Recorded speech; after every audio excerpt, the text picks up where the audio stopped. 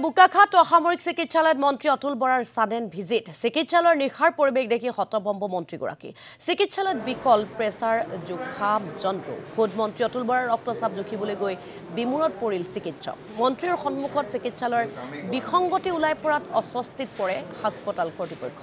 চিকিৎসালয়খনৰ সমস্যা আঁতৰ কৰাৰ নিৰ্দেশ প্ৰদান কৰিছে অতুল বৰাই আৰু ইয়া আমি আপোনালোকক দেখুৱাইছো মন্ত্ৰী অতুল বৰা গৈ যেটো উপস্থিত হৈছিল সাডেন ভিজিট দিছিল কি হাস্পতালখনত কিন্তু হাস্পতালৰ যি স্বৰূপ সেই স্বৰূপ পোহৰলৈ আহিছে আৰু তাৰ পাছতে ক্ষুব্ধ হৈ পৰিছে অতুল বৰাই যি সমূহ যাৱতীয় ব্যৱস্থা নাই সেই চিকিৎসালয়খনত সকলোবিলাক ব্যৱস্থা অতি শীঘ্ৰে কৰিব লাগে বুলি নিৰ্দেশ প্ৰদান কৰিছে চিকিৎসালয়ত বিকল প্ৰেছাৰ জোখা যন্ত্ৰ আৰু খুদ মন্ত্ৰী অতুল বৰাৰ ৰক্তচাপ জুখিবলৈ গৈ এবাৰ বিমূৰত পৰিছে চিকিৎসকসকল যেহেতু যি সমূহ পৰ্যাপ্ত পৰিমাণে ব্যৱস্থা থাকিব লাগে একো তাত ব্যৱস্থা নাই মন্ত্ৰীৰ সন্মুখতে চিকিৎসালয়ৰ বিসংগতি ধৰা পৰে আৰু তাৰ পাছতে বিমূৰত পৰে অস্বস্তিত পৰে হাস্পতালৰ কৰ্তৃপক্ষ চিকিৎসালয়খনৰ সমস্যা আঁতৰ কৰাৰ নিৰ্দেশ প্ৰদান কৰিছে মন্ত্ৰী অতুল বৰাই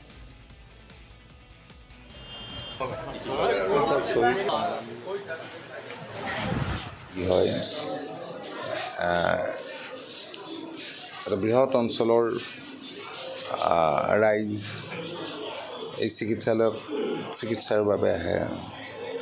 তো মই মাজে মাজে আহোঁ আজিও মই আহিছিলোঁ বহুত ৰোগীক সাক্ষাৎ কৰিলোঁ ৰোগীবিলাকক লগ ধৰি তেখেতসকলৰ খা খবৰ ল'লোঁ আৰু চিকিৎসককো সুধিছোঁ তেওঁলোকে কিছু অসুবিধাৰ কথা কৈছে গৰম হোৱা বা অন্যান্যখিনি মই কৈছোঁ চিকিৎসকসকলক যাতে ৰোগীয়ে ভাল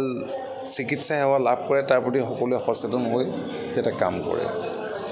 দেখা গ'ল যে আপুনি প্ৰেছাৰ চেক কৰাব খুজিছিলে মেচিনটোৱে বেয়া আপোনাৰ দুটা লগালে 3 নম্বৰটোহে আচলতে ৰিজাল্ট তাকে মই কৈছোঁ এইটো কেনেকৈ হ'ব পাৰে বোলে সাৱধান হ'ব লাগে এইটো অভিযোগ আগৰ পৰা আছে নাই এইটো তেনেকুৱা অভিযোগটো উঠাটোৱে দুৰ্ভাগ্যজনক আৰু মই নিজেও আজি মই দেখিলোঁ গতিকে মই সেই ক্ষেত্ৰত যাৱতীয় ব্যৱস্থা ল'বলৈ কৈছোঁ